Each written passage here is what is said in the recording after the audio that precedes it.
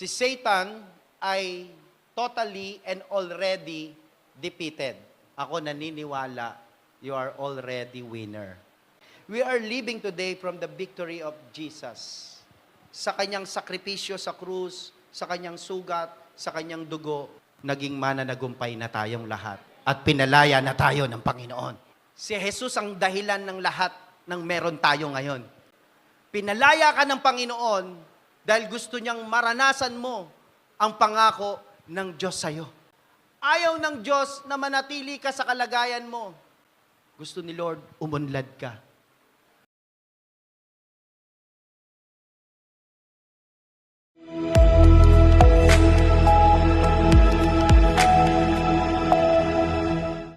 Praise God. Siyempre po, bago po ako mag-umpisa, pwede po ba, kanina po ay na-appreciate niyo po ako and then na-impress po ako sa palakpak niyo. Pwede po ba si Jesus naman po impress po natin? Palakpakan po natin. Yung mas malakas dapat sa palakpak kanina. Amen. May kasamang sigaw na hallelujah! Amen. Pakibati mo yung katabi mo, sabi mo nga sa kanya, tanungin mo nga siya, nag-toothbrush ka na ba? Okay. Salamat. Ano sagot niya? Tinawanan ka lang, ano? Praise God. At ako po ay nagpapasalamat sa pribilehiyo na nakasama ko po kayo ngayong umaga na ito.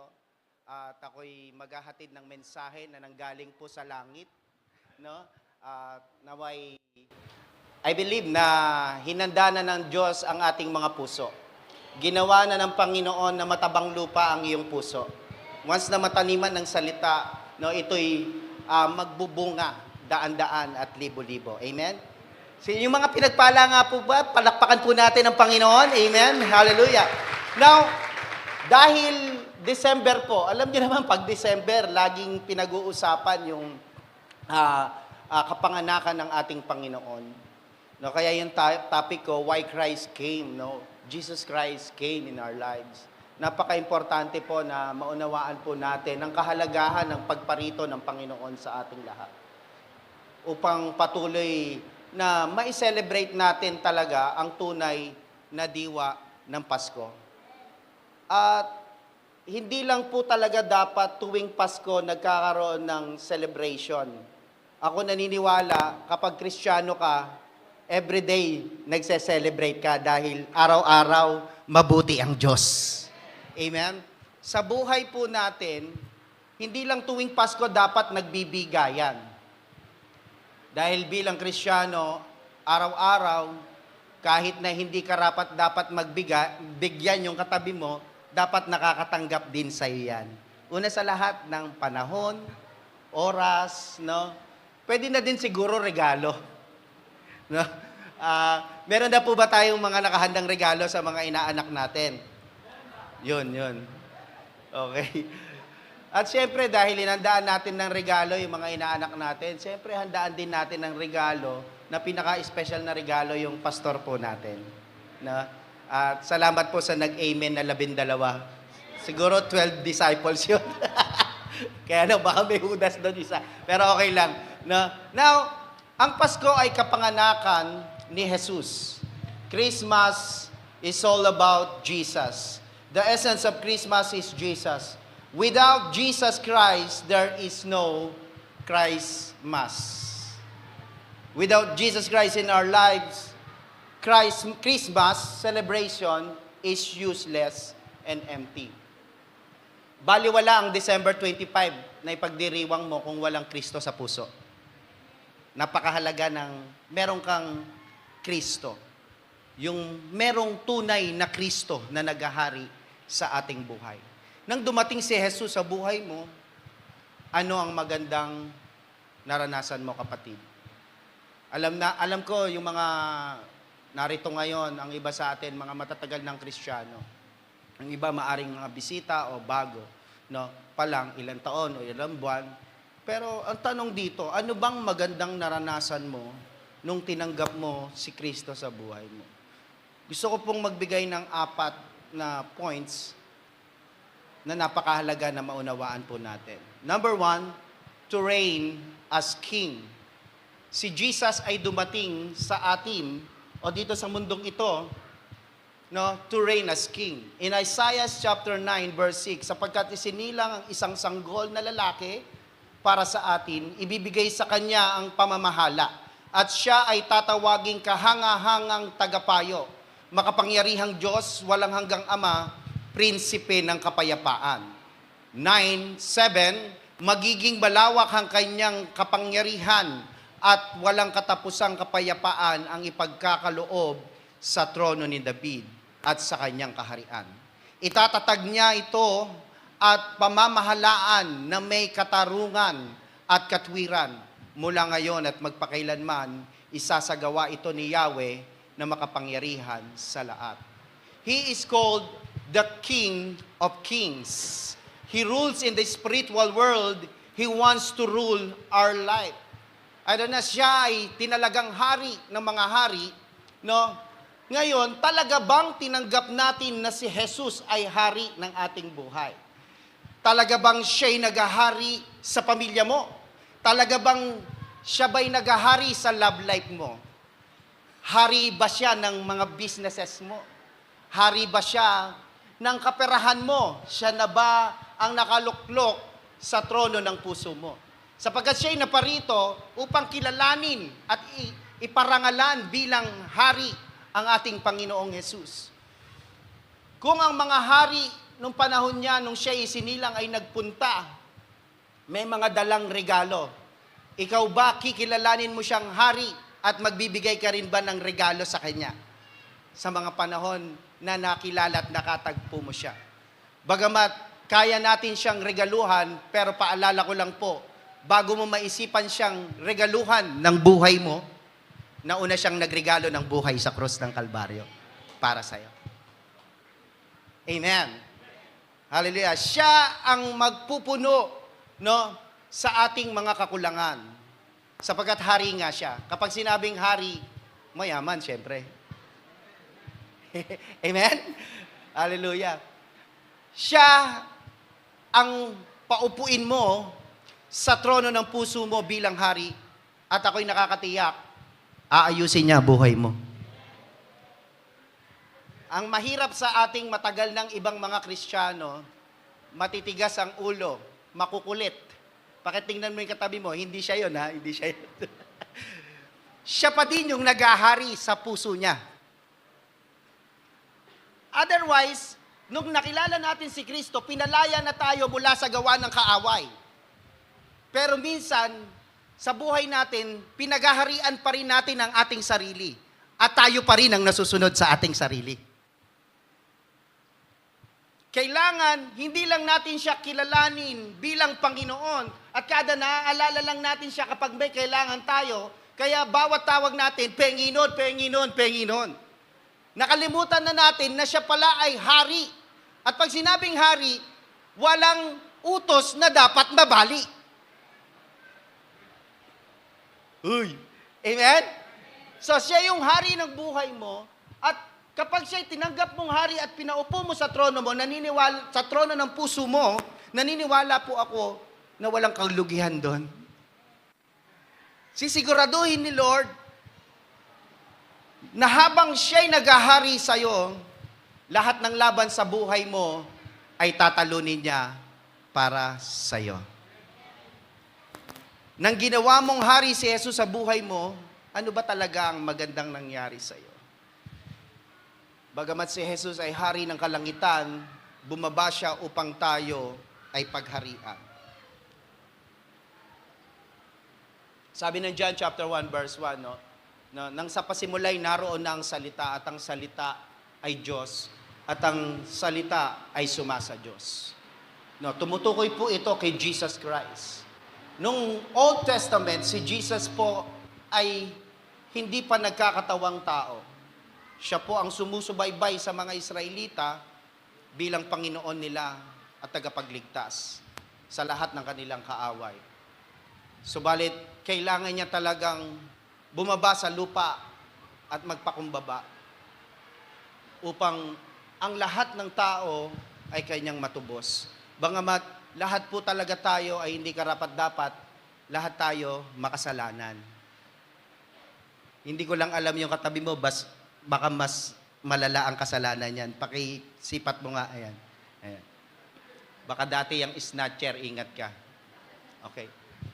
Kumbaga mga kapatid, lahat tayo makasalanan, si Jesus, hallelujah, bumaba para sa atin. Nagkatawang tao, para tayo tubusin at palayain sa kasalanan na ito. At gusto ng Panginoon, siya ang maghari sa buhay mo. Upang patuloy na nagpoproseso kasama niya, unti-unti nababago ang buhay, unti-unti lumalakas ang iyong pananampalataya. Number 1, ulit, why Jesus came to reign as King. Number 2, ito paborito ko to to heal the broken hearts. Pakitingin mo nga katabi mo, mukha bang broken yan? Hindi naman siguro. Sabi mo, broken ka ba? Ano sagot niya? Broken daw? Hindi na siguro. No? Kung hindi ka broken, ibobroken kita. Sabi niya. Okay. To heal the broken heart. Isaiah chapter 61 verse 1, ang Espiritu ng Panginoong Yahweh ay sumasa akin sapagkat ako'y kanyang hinirang, sabi ng Panginoong Jesus. Sinugo niya ako upang dalhin ang magandang balita. Sabihin po natin, magandang balita. May magandang balita. Tama? No, at sinabi po dito, ang magandang balita na ito, no, ay palayain ang mga inaapi upang pagalingin ang mga sugatang puso. Upang ipahayag sa mga bihag at sa mga bilanggo na sila'y lalaya na. Broken-hearted ka ba ngayon? Kung hindi, hindi ka exempted. Ika nga ni Tatay Reggie, we are not exempted, but we are always protected. Na hindi ka exempted sa mga kamag-anak, kaibigan na magte-traitor sa iyo para masaktan ka. Hindi ka exempted sa lahat ng bagay na nangyayari dito. Hindi como Kristiyano ka kapag dumating ang bagyo, bumaha, tapos binaha yung kapitbahay mo, tapos sa iyo hindi ganon. No, lahat tayo, hallelujah, ay hindi exempted sa nangyayari dito sa daigdig na to, pero sinisiguro ng Panginoon, you are always protected. And then, dahil siya nga yung hari, at siya ay bumaba para i-proclaim dito sa lupa, ako'y naparito upang palayain ang mga bihag at pagalingin ang mga sugatang puso na tinadtad ng martilyo, pinukpok ng maso, nilagyan ng asido, pinuhusan ng betchin. Gagamutin ni Lord yun. Amen? All things work together for good. Dahil ang mga tao talaga, yang katabi mo, hindi mo akalain na porkit katabi mo siya at mabait siya tingnan, pwedeng dumating yung time na saktan ka niyan. Kaya, ngayon pa lang, dapat alam mo na kung paano mo at paano mo pag-aaralan na patawarin siya. Amen? Kasi gusto din ng Panginoon na tayong mga sugatang puso mahil at mapalaya po sa kalagayan na ganito. Ang totoo po niyan, mga kapatid, ang pinakamasakit na mararanasan mo sa buong buhay mo, hindi naman yung i-chismis ka ng kapitbahay mo Masakit siguro dahil may inis ka, hindi din yung i-tradoring ka ng mga kaibigan mo. Lilipas din yon. Yung pinakamasakit na mararamdaman mo na halos di mo makalimutan, nanggaling pa sa pamilya mo. Sa kapatid mo, sa kamag-anak mo, sa tatay mo, at kung may mga magulang po dito, yung pinakamasakit na mararanasan ng magulang ay yung suwain o bastusin ng kanilang mga anak. Yun ang matindi, malalim na sugat na makakasakit ng todo sa atin. Subalit, sinabi ng Panginoon, bumaba siya dito sa lupa bilang hari upang pagharian ang buhay mo. And of course, pagharian kanya, gusto kanya ding palayain sa dating naghahari-harian sa buhay mo. Dati nasa kingdom of darkness ka, dumating ang kaharian ng kingdom of light at si Jesus po yung king doon, inalis ka sa kaharian ng kadiliman, pinalaya ka doon. Ako po, naniniwala na walang taong masaya kapag bilanggo. Nakakita ka na ba ng aso na nakangiti kapag buong buhay niya nakakulong siya? Hindi yung katabi mo aso, yung tukoy. Di ba kapag napadaan ka sa kulungan ng aso, hindi ka kilala, ano gagawin sa'yo? Kasi nakakulong siya buong buhay niya. Wala kang makikitang aso, pag dumaan ka, hindi mo siya kilala, ngingitian ka, hi! Wala. Kasi buong buhay niya, hindi siya malaya. Pero once na yung aso, pinalaya mo, makita mo, naglululundag, gumaganon-ganon yung buntot. Pero di ka naman aso eh. Yung taong lumaya, masayang-masaya. Amen? At excited siya sa haharapin niyang bagong yugto ng kanyang buhay sa labas ng preso o sa labas ng kulungan. Ang nakakalungkot, maraming tao o maraming Kristiyano ngayon na gusto na siyang palayain ng Panginoon pero ayaw niya pang lumaya. Alam niyo po ba na meron ako mga kaibigan sa kulungan na kapag nakakakwentuhan ko noon, no, na nakalaya na sila at yung iba na hindi pa nakalaya, nung panahon na nabilanggo sila at pagkatapos no bail sila, tapos biglang naparulan sila, dahil 10 years na sila sa kulungan, 15 years na, 20 years na sila sa kulungan, naparulan sila at sinabi sa kanila, malaya ka na. Alam nyo, sagot ng mga nakabilanggo doon, sabi nila, ayaw po. Bakit? Pinapalaya ka na. Ayaw ko po. Bakit? Libre dito pagkain. Libre dito ang tulugan.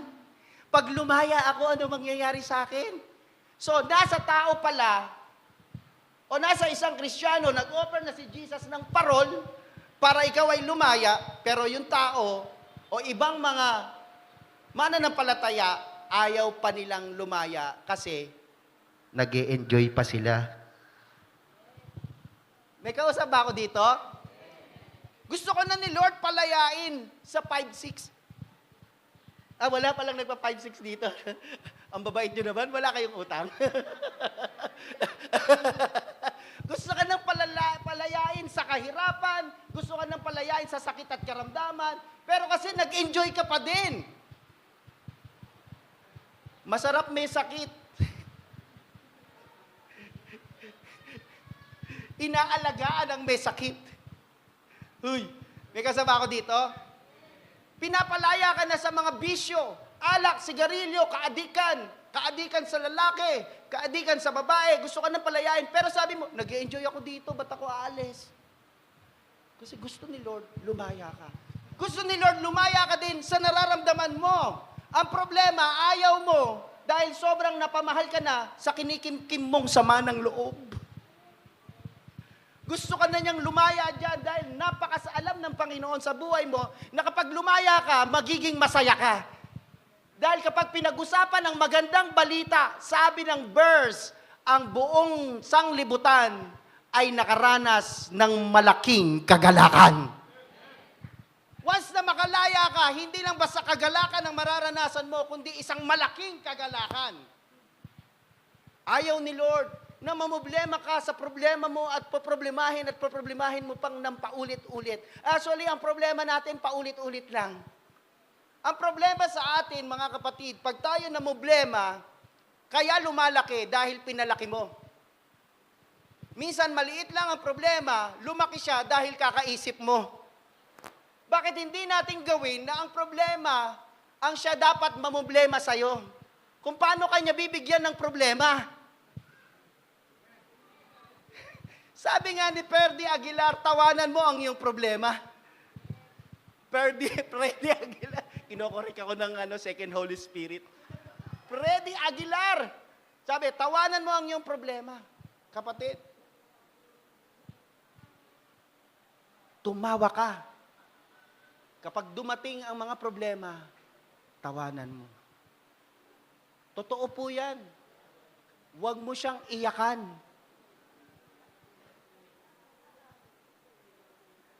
Tawa ka. Laughter is the best medicine. But when you laugh without a reason, you need medicine. Pero tumawa ka. Subukan mo, tawanan mo yung katabi mo kahit hindi nakakatawa. Sige, subukan mo, tawanan mo. Hindi, subukan mo lang, tingin. Yung iba, ayaw sumunod, pastor. Sabi ako, tinatawanan eh. Pakitawanan mo, sige, subukan mo. Tawanan. Alam niyo mga kapatid, pag tinawanan mo yung problema, siya talaga mamumblema kung paano kanya bibigyan ng problema. Sabi mo sa problema, diyan ka lang! Ngayon siya, paano ko mabibigyan ng problema tong tao na to? Namumblema tuloy ako. Eh, anak ka ng Diyos eh. Tandaan nyo, walang pagsubok na dumating sa inyo na hindi pa dinanas ng ibang tao. Sa tuwing dumadating ang pagsubok, magtiwala ka sa Panginoon dahil dadating din si Lord sa buhay mo para bigyan kanya ng lakas upang mapagtagumpayan ang pagsubok na ito. Amen? Palapakan po natin si Jesus. Kung ang problema mo ay sinlaki ng dagat, ang solusyon ng Diyos, hallelujah, ay sorry, mali. Kung ang problema mo ay sinlaki ng barko, natawa ako sa sarili ko. Ang solusyon ng Panginoon, sayang momento ba? Ang solusyon ng Panginoon ay sinlawak ng karagatan. Amen? Amen. Palapakan natin si Lord. Praise God. Okay. Hallelujah. Broken-hearted ka ba ngayon? Alam ko, naniniwala ako, pinagaling ka na ng Panginoon. Gusto ko lang po i-share. Ako po'y broken. Buong buhay ko broken. Maraming beses ako na nireject ng mga tao. Nireject ako ng nanay ko, nireject ako ng tatay ko. Nung ako'y isisilang, dahil disgrasya nga ako, parang gusto pa ako yatang ipalaglag ng nanay ko. Pero di niya napagilan si Lord eh. Kasi kung nailaglag ako, baka wala ako ngayon dito. And then, nung isinilang ako, 6 na araw pa lang po ako, iniwan na ako ng nanay ko. So lumaki po ako na walang nanay, walang tatay. Ang mga nagpalaki po sa akin ay aking mga lolo at lola. At ilang ulit akong nire-reject, binubuli buong buhay ko. Kaya naging rebeldeng tao ako. Lagi akong nasasaktan, kaya ang isip ko, maghiganti, manakit. Kasi hindi pa ako nakakaranas ng kalayaan. The heart of Jesus exploded to heal your broken heart. Receive your healing by the power of the blood of Jesus that was shed on the cross when His heart exploded. Tanggapin natin ito. Marami na tayong experience. No? Marami na tayong rejection. Maaaring yung katabi mo, nireject na yan. Marami na sigurong beses, kung lalaki ang katabi mo, marami ng beses sigurong na busted yan. O nireject ng kanilang mga nililigawan. Masakit po. Pag sobrang in love ka, tapos sabi sa'yo, no. Yeah? Pero mas masakit kapag tinanggihan ka ng pamilya mo. Mas masakit pag hindi ka kinilalang anak. Alam niyo po ba, naranasan ko, bagamat yung nanay ko, hindi ko alam kung saan lupalop napunta nung panahon na yon. Sabi ko, nung ako'y teenager, hanggang sa ako'y nagkaroon na ng mga anak, no? Sabi ko, pag nakita ko tong nanay ko, duduraan ko sa mukha, sa tindi ng galit ko. Siyempre, nasa laking lolo't lola ko, sa side ng father ko, kung ano-anong paninira ang ginagawa doon, kasi yung nanay ko daw, mga lahi ng mga mamamatay tao, no? Sabi ko, paano mamamatay tao? Mga NPA, mga MILF. Meron pa nga nagsabi sa akin, yung tatay ko mismo, kasi yung tatay ko, taga Valenzuela lang din, nadadalaw ko sa kanilang bahay. Tinatanong ko, ano ba talaga ang mama ko? Nag-uusap kami minsan. Ang mama mo, lahi ng mga mamamatay tao. Yung kanyang mga nanay, tiyahin, mga aswang. Totoo! Kaya sabi ko, baka aswang ako. Hindi totoo. kaya pala pag nagagalit ako, parang gusto kong pumatay. Parang gusto kong mangagat ng tao. Kasi may mga istorya na ganun pala ang lahi na pinagalit. Sabi ng tatay ko, kaya hiniwalayan ko yan eh. Dahil grabe yan, nakakatakot yung nanay mo. So, naglaro sa isip ko na ganun ang aking nanay. So, Lumakad ako na buong buhay ko, binubuli ako. No? Tapos, nagkaroon po ako ng kapatid sa labas. Kaya ginawa ko, pinapasok ko po. Hindi, biro. Kapatid sa labas. Dahil yung tatay ko is nag-asawa na ng bago. At umasenso ang kanilang buhay. Pero hindi ako naging bahagi nun. No? Pumupunta ako sa bahay nila dyan sa Valenzuela. Mukha akong kawawa. Kung kayo nakaranas na nireject ako face to face. Face to face no? Mukhaan. Nire-reject ako. Pupunta ako sa bahay ng tatay ko mismo. Alam mo gagawin sa akin, hindi ako papapasukin sa loob ng bahay. Mukha akong kawawa, nung panahon na yon, adik po ako dahil rebelde ako, nangihingi po ako ng limos. Sabi ko, pa, pengi akong gano'n, kailangan ko ng ganito. Bibigyan niya ako, tapos sige, umalis ka na. Ganon. Kasi meron po siyang asawa na talagang galit na galit po sa akin tuwing nakikita ako. So, rejected ako. Hindi ako nakakapasok, hindi ako nakakakain doon sa bahay nila. No? At pagkatapos, pag pumupunta ako, abutan lang ako ng pera, papaalisin na ako. Para akong aso. Para akong ibang tao na ituring. Dahil nung panahon na yon, yung mga nag-alaga sa akin, hindi din naman talaga ako natutukan, naging layas ako. No? Ramdam ko talaga yung rejection sa buong buhay ko. Dumating sa point na dahil sa sobrang gulo ng buhay, no, naghirap, no, galing ako sa may kayang pamilya, pero nakaranas ako ng hirap ng buhay. Halos naranasan ko po na natutulog sa jeep. Alam niyo po ba yan? Dahil ako'y rebelde, lumalayas po ako, hindi ako matigil sa bahay namin. Naranasan ko na natutulog ako sa jeep na pampasahero na nakatambay lang sa kalsada, babalutan ko ng kortina. 1 linggo po ako doon. Doon ako kumakain, doon ako nagpapahinga, doon ako nagda-drugs sa loob ng jeep na yon. Pagkatapos, dumating sa point na parang montik na akong maging taong grasa. Kaya si Grace, noong mga panahon na yun, nakikita niya ako, sinusumpa niya ako eh. Kada nakakasalubong ako kasi magkalapit lang kami ng bahay, sabi niya, ito yung lalaki. Kinikwento niya sa akin, di ba pastor ako nenda sa yan? Ito yung lalaki na hindi ko papatulan.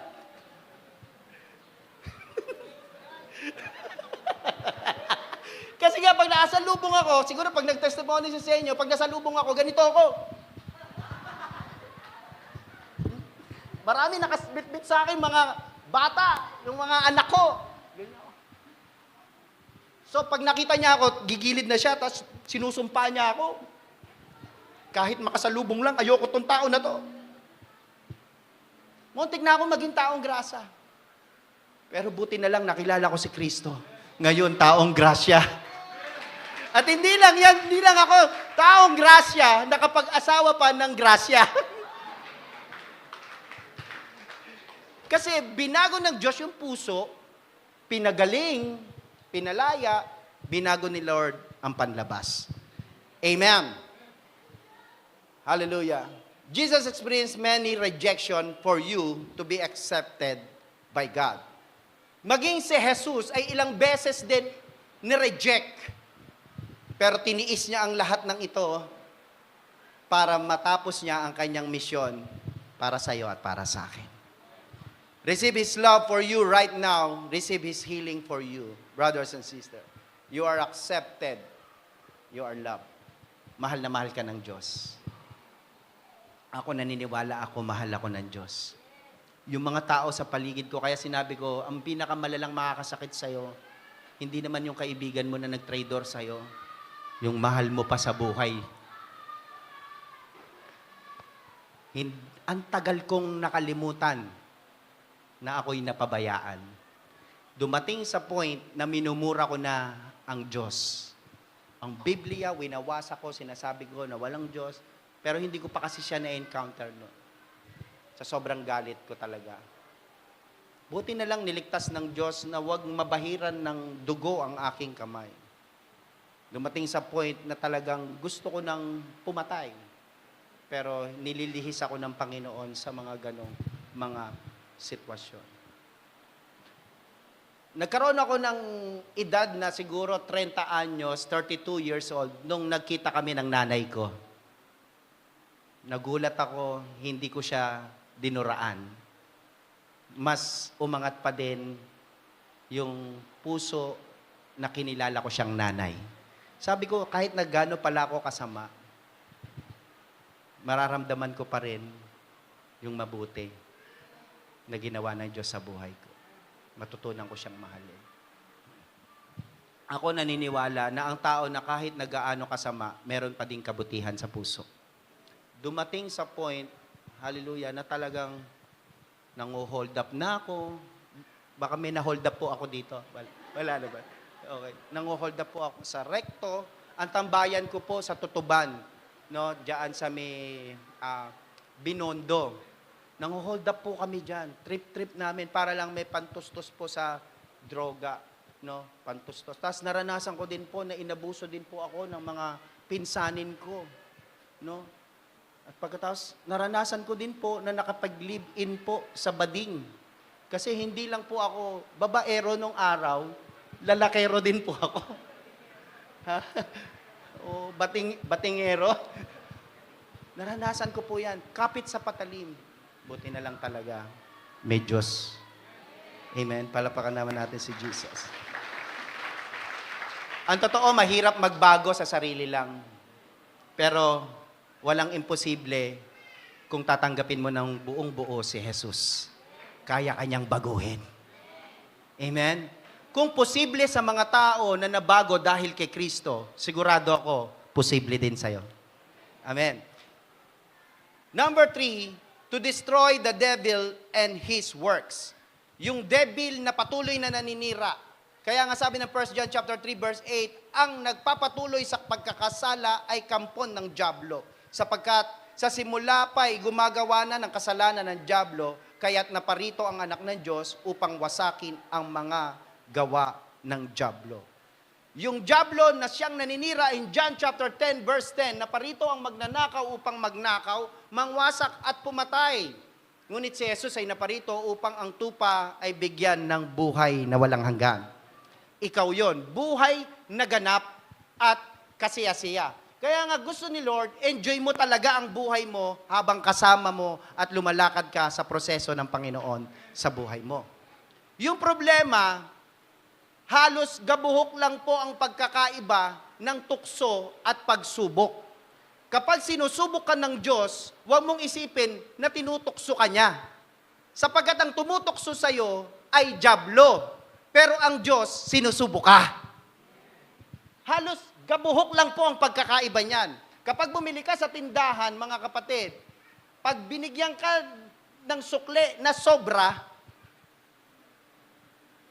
nagbigay ka ng 100, ang binili mo halagang 10 piso, halagang 50 pesos, pero binigyan ka ng 90 pesos, sobra ng 40, hawak mo na yung sukle, pwedeng tinutokso ka. Pwedeng sinusubo ka din. Kung gaano ka katapat. So, ang gagawin ng kaaway sa'yo, wasakin ka. Sapagkat yan ang trabaho niya. Sirain, wasakin ang buhay mo. Tanggalan ka ng pag-asa sa buhay. Yan po ang karanasan ng aking buhay. Pabulusok sa pagkawasak, pabulusok sa kamatayan, spiritual na kamatayan, subalit naparito si Lord para bigyan ako ng buhay na ganap at kasiyasiya.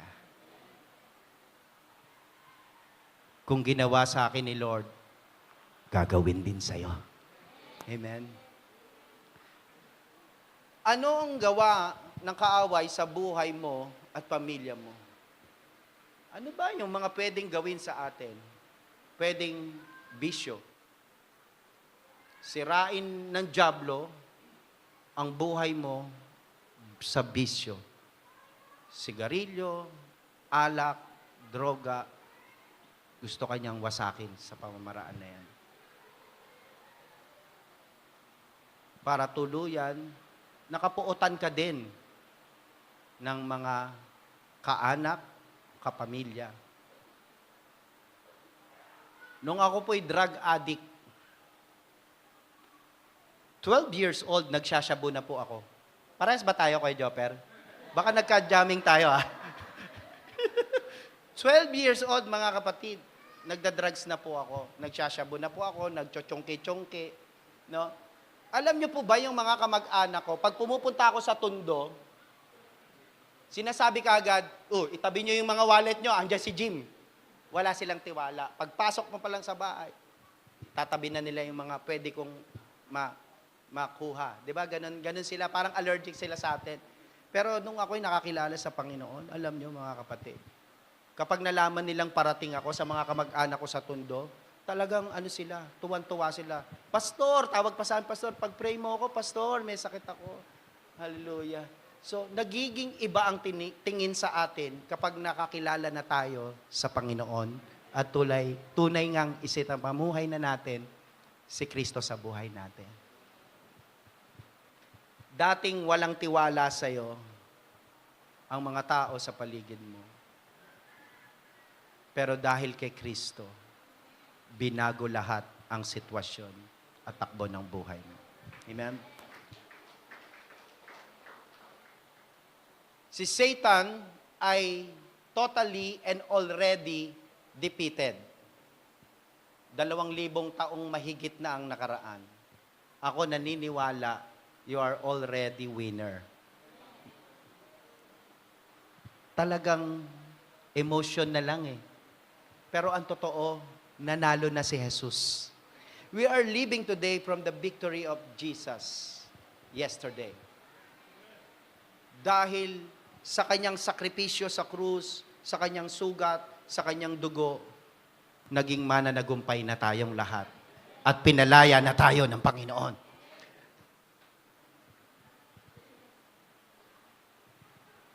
Si Jesus ang dahilan ng lahat ng meron tayo ngayon.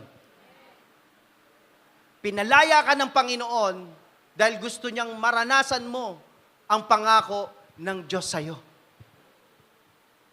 Ayaw ng Diyos na manatili ka sa kalagayan mo. Gusto ni Lord, nag-level up ka. Ang iyong faith, ang iyong kabuhayan, gusto ni Lord, umunlad ka. Gusto ni Lord, yumaman ka. Hindi po ako magtuturo ng prosperity gospel, pero gusto talaga ng Panginoon, mayaman ka. Yung nag-amen lang ang yayaman. Alam niyo po ba mga kapatid, ayaw ni Lord na mahirap ka. Kung ikaw ay pinanganak na mahirap, hindi mo kasalanan. Pero kung mamamatay kang mahirap pa din, kasalanan mo na. Binigyan ka ng tsansa ng Panginoon na mapakinggan mo ang napakayaman na salita ng Panginoon upang yumaman ka. Kaya si Jesus naghirap para kapagyamanin. Sino po naniniwala? Siguro yung hindi maka-amen, madaming utang. Yan ang masasarap kasama sa caroling. Bigay todo sa pagkanta. May sayaw pa. Alam niyo mga kapatid, ini-impart ko po ito sa inyo dahil sobrang naranasan po namin. Hindi ko sinasabing mayaman na kami, pero kasi ayaw ni Lord na hindi maunlad ang buhay mo. Alam nyo, gusto ni Lord yumaman ka. Sino dito gusto yumaman? Amen? Ako gusto ko yumaman. Amen? Pero ayaw ni Lord maging sakim ka. Kaya unang inaayos ng Panginoon yung puso mo. Kung sa maliit, hindi ka mapagkatiwalaan, paano pa kaya kapag malaki ka na? Huy, amen?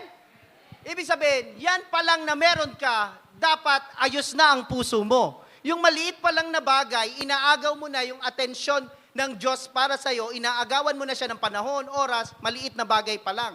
Paano pa kaya kapag malaki na?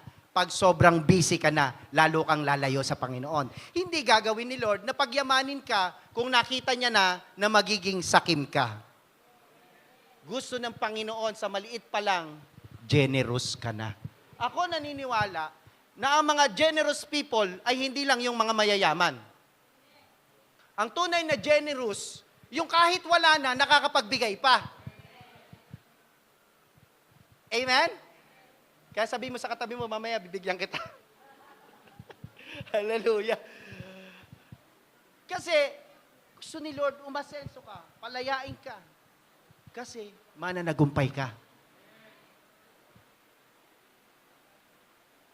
Hindi lang basta mananagumpay, we are more than conqueror. Palapakan po natin. Sige po si Jesus. We are more than conqueror. Panalo ka na. I-claim mo na lang ang premyo. Panalo ka na. Kilala nyo ba si Manny Pacquiao? Salamat naman po at kilala nyo. Si Manny Pacquiao ang lumaban sa ring at nag-champion. Pinabaksak niya ang kanyang kalaban. Ang tawag sa kanya, champion. Tanungin ko po kayo, si Jinky Pacquiao, champion din po ba? Si Panora lang ang sawagan. Natural! Baka mas masaya pa siya doon habang Huy! Amen. Pero wala siyang ginawa. Hindi siya yung lumaban. Si Jesus ang lumaban sa buhay po natin para siya'y maging matagumpay at kaya ka tinawag ng higit ka pa sa mananagumpay. Nanood ka lang ng laban. Pinaniwalaan mo lang yung laban ni Kristo. Nasama ka pa sa tagumpay niya. Tanungin ko po kayo, ano pa kaya si Mami D? May kausap ba ako dito? Kaya, yung ginawa ni Jesus, sabi ni Lord, ako bahala, diyan ka lang. Yung tagumpay ko, tagumpay mo. Kaya po tayo naririto, mga kapatid. Amen? We are more than conqueror.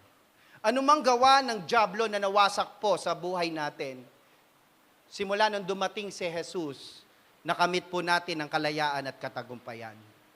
Sa ating mga depresyon sa buhay, sa tuwing tayo'y nagkakaroon ng anxiety at na-stress, sa tuwing tayo'y nagkakasakit, sa tuwing tayo'y parang maraming kakulangan. Tandaan nyo po, kapag kayo'y parang kulang financial, kulang material, lagi nyong ilalagay, meron akong Diyos, Jehovah Jireh. Kapag may sakit ka, meron akong Jehovah Rapha. Lahat yan, package, ginawa sa'yo ng Panginoon. Pero si kawawa yung naghihinala.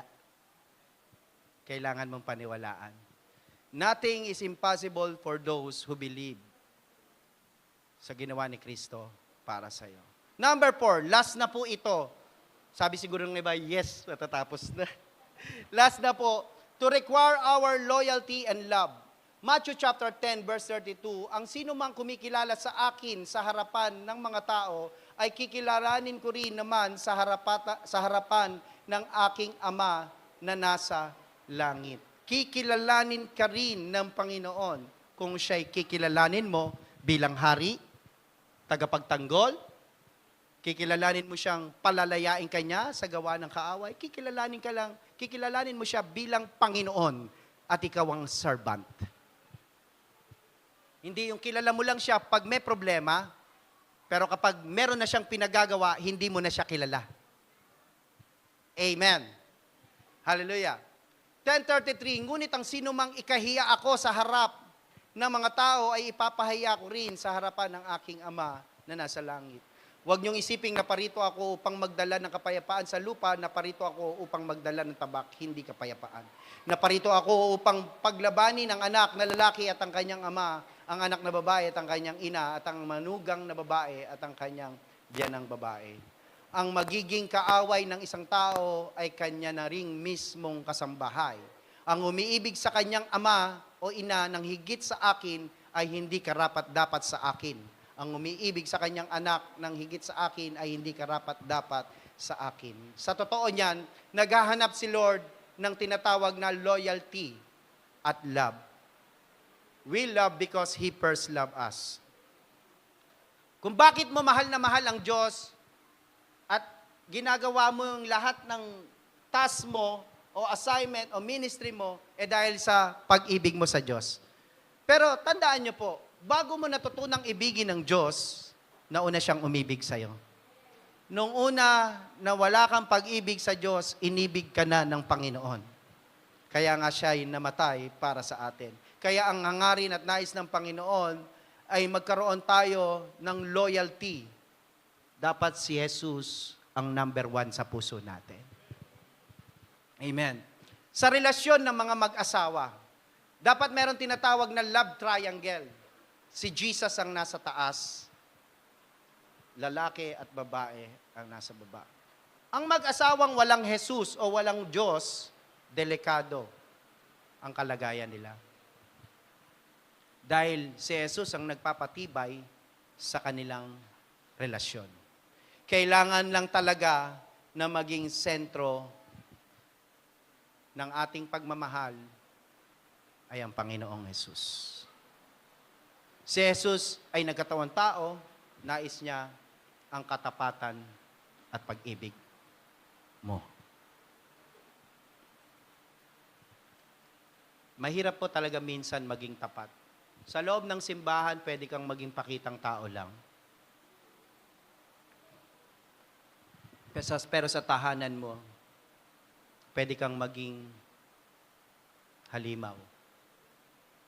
Kaya nga yung napanood ko sa Facebook, no, sabi ng teacher, ang tahanan ay merong nanay, ang nanay ay ilaw ng tahanan. Napanood nyo na po ba yun?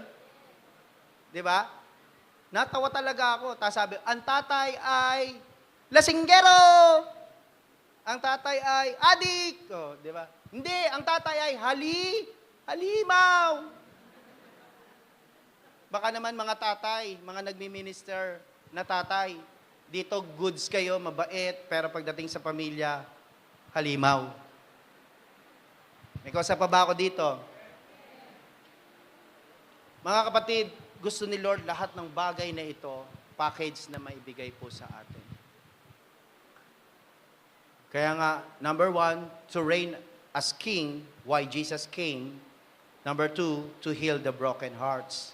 Number 3, to destroy the devil and his works. And number 4, to require our loyalty and love.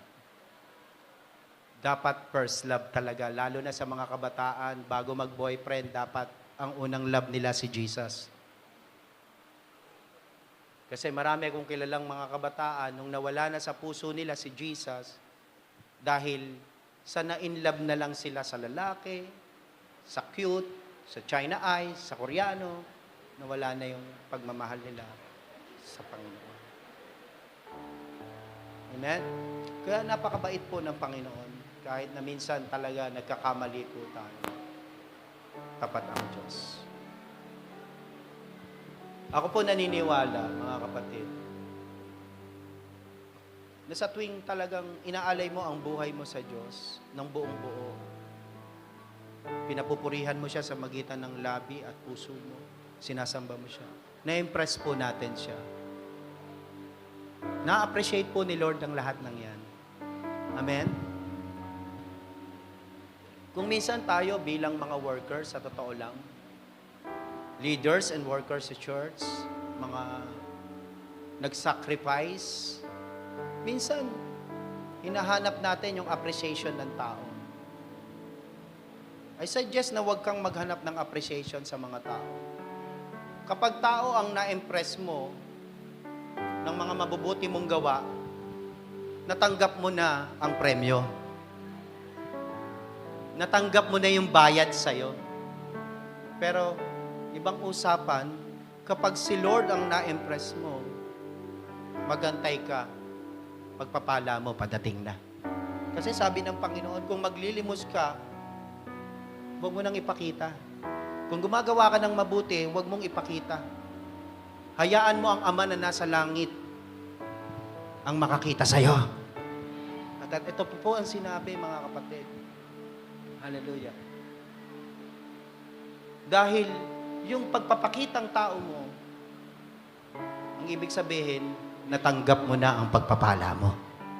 Subalit, yung walang nakakita sa'yo at tanging ang Panginoon lang ang nakakita, may gantimpalang parating sa'yo. Serve one another.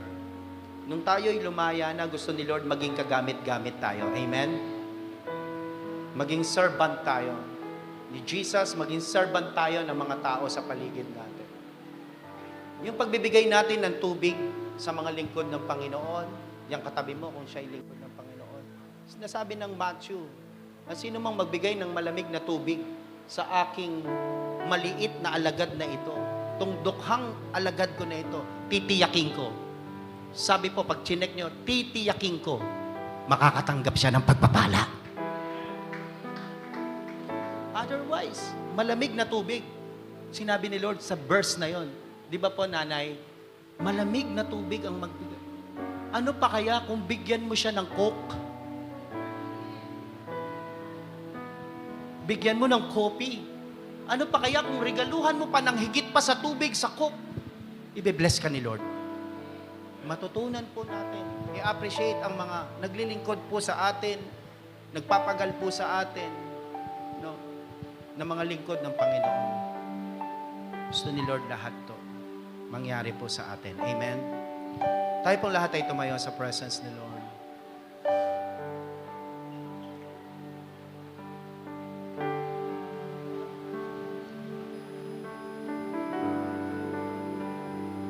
Lahat naman po tayo, mga kapatid,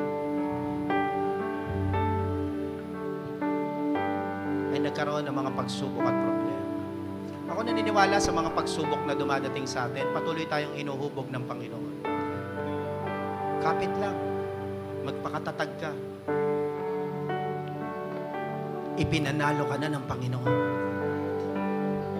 Nilikha ka ng Diyos bilang maging kawangis niya. Yung tipong sa laban ay hindi umaayaw. Laging nagpapatuloy. Laging nagpapakatatag dahil may Kristo siyang kasama sa buhay.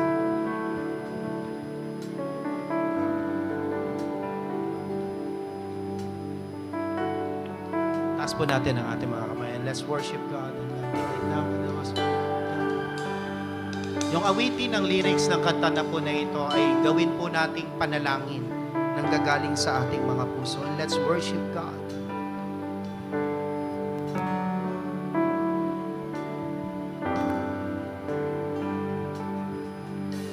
Ako'y iyong nilikha Sa wangis mo, Panginoon. sa wangis mo. Ako'y nagmula, di man ako karapat-dapat, ngunit nariyan ka, pinatawad mo ang mga kasalanan mo. At ako'y tinawag mo, anak. Minsan pa yung mas malapit pa sa Panginoon. Come on, step forward. The presence of God. Ako'y iyong nilikha sa wangis mo. Ako'y nagmula, di man ako karapat-dapat, ngunit nariyan ka, pinatawad mo ang mga kasalanan ko. At ako'y tinawag mo, anak. Kaya't ako'y magpupuri sa'yo. Isisigaw ang naisin ng puso ito, kasama ng awiting nararapat sa iyo. Feel the presence of God right now. Let's worship God in His Spirit. Come on. Ang pagmamahal at papuring alay ko. Salamat, O Diyos, at kami iyong nilikha. Salamat sa kapatawaran mo. Ako'y iyong Salamat sa paghubog mo, O Diyos. Salamat, Panginoon, sa mga pagsubok na kung saan doon mo kami inaayos, ipinoporma, pinapaganda, piniperfecto, O Diyos. Di man ako karapat-dapat, ngunit nariyan ka, pinatawad mo ang mga kasalanan ko. At ako'y tinawag mo, anak. Kaya't ako'y magpupuri sa iyo, O Diyos. Ako'y magpupuri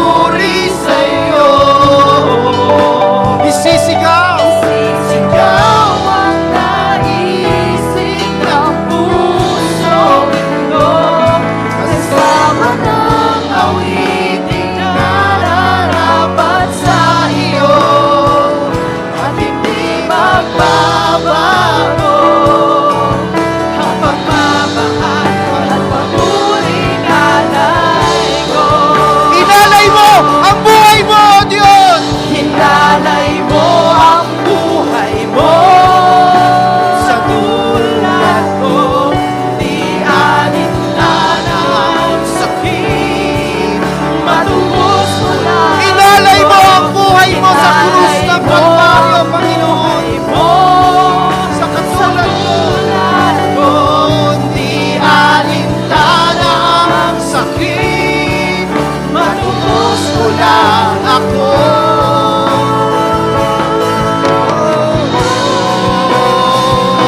Kaya't ako'y magpupuri sa'yo. Isisigaw ang naisin ng pusong ito. Kasama ng awiting nararapat sa iyo. At hindi magbabago ang pagmamahal at pamuring alay ko. Kaya't ako'y magpupuri sa'yo. Salamat, O Diyos! Isasahas ang naisin ng puso ito. Kasama ng awiting nararapat sa iyo.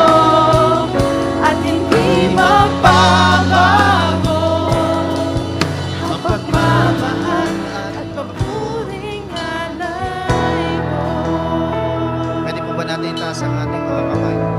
Kung kayo po ay nabibigatan, gusto ko po sanang imbitahan po kayo sa harapan at hayaan niyo po may panalangin po mga kayo.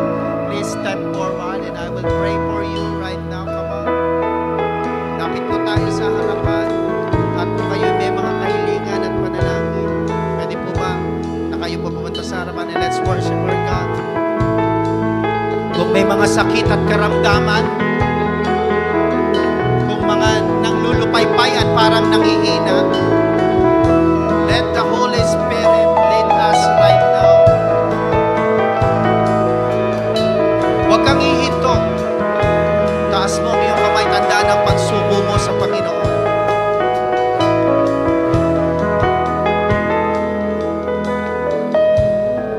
Sabitin mo sa Panginoon, kaya't ako'y Puri sa'yo. Isisigaw ang naisin ng puso. sigaw mo yung naisin ng puso mo sa mga oras na ito. Huwag mong limitahan ang Panginoon. Ibigay mo ang buhay. Total, binigay mo na, bigay mo na yung best mo sa Panginoon. Ang pagmamahal at papuring alay ko. Hallelujah, Father God. Purihin ka, Panginoon. Lord, I declare. Nagdideklara po ako sa mga nakataas na kamay na ito at nasa harapan ng iyong paanan, Panginoon. Kung sila'y may mga sakit at karamdaman, Lord, I pray and I declare dahil sa iyong sugat at latay sila'y pinagaling mo na.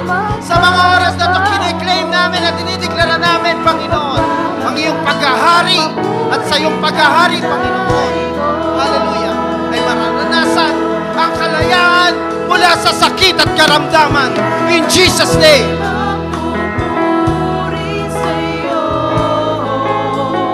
Ikaw na parang mayroong dinadala sa mga oras na ito. Lugmok na lugmok.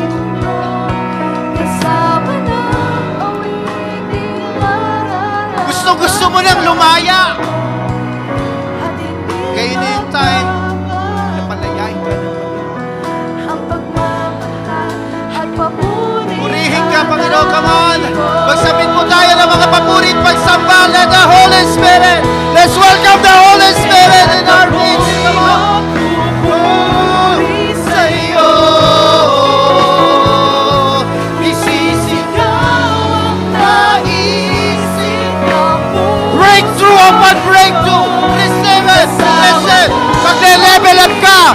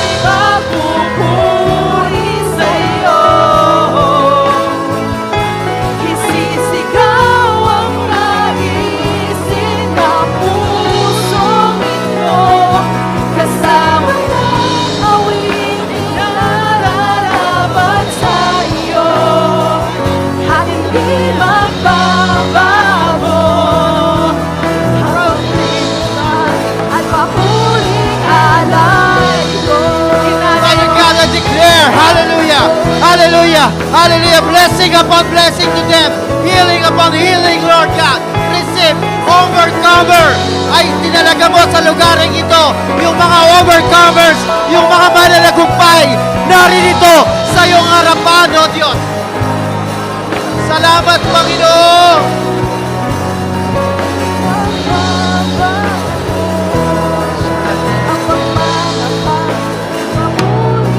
Purihin ka, O Diyos. Hallelujah. Lalaki, babae, matanda o bata na naririto. Hindi ka lalagpasan ng presensya ng Panginoon. Hindi papayag si Lord na hindi ka niya i-bless. Nakita ng Panginoon ng puso mo.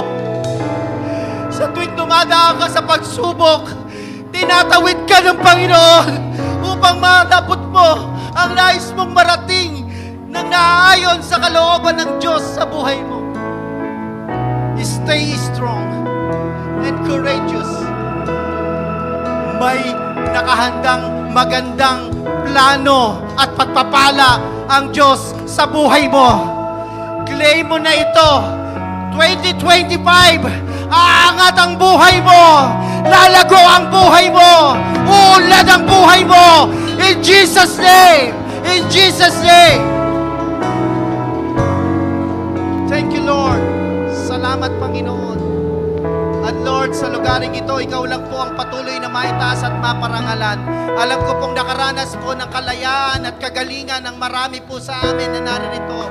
At Lord, Ikaw lang po ang maparangalan, maluwalhati, hindi ang mga tao, hindi ako, kundi Ikaw lang, Panginoon. Sapagkat Ikaw ang patuloy na kumikilos sa aming kalagitnaan.